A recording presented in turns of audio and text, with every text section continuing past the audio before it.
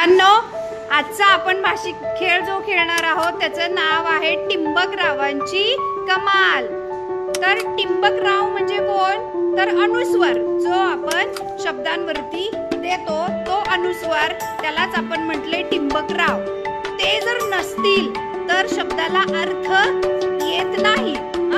तर त्याची काय कमाल आहे आपण बघूया। पहिला शब्द आहे चादोबा। श्रणव पुढे ये, सांग या चादोबामध्ये कोणत्या अक्षरावरती अनुस्वार द्यावा लागेल? अनुस्वार दे बरं, वाचा। कोणता शब्द तयार झाला? Very good. दुसरा शब्द आहे भाडण।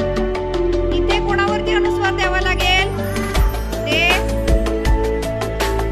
शब्द वाचा, कोणता तयार झाला?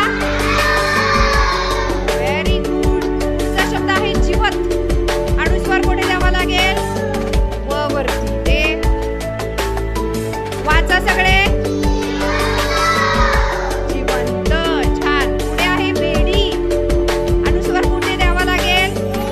दे, दे अनुस्वार। काय तयार झाला रे शब्द? भेंडी। पुढे आहे तांदूळ। असा शब्द नसतो, मग अनुस्वार कुठे द्यावा लागेल? ता, दे बरं। अच्छा, कोणता शब्द तयार झाला रे बाळांनो? तांदूळ। पुढे आहे मुंबई। याच्यामध्ये कोणत्या अक्षरावरती अनुस्वार द्यावा लागेल? ते वाचा सर्वांनी। मुंबई। पुढचा शब्द आहे करजी। असा शब्द नसतो, मग इथे कोणावरती अनुस्वार द्यावा लागेल? र वरती। Very good. कोणता शब्द तयार झाला?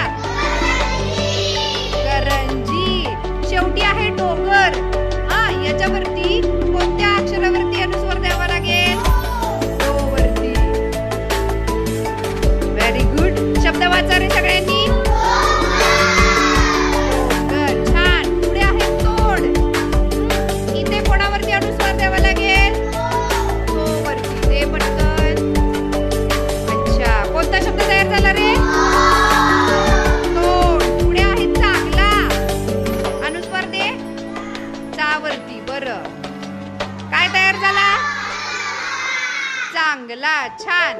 पुढे आहे पतंग। अनुस्वार कुठे देशील? त वरती। Very good. पतंग। आणि शेवटचा शब्द आहे कोंबडा। को वरती अनुस्वार द्यावा लागेल। शब्द काय तयार झाला रे?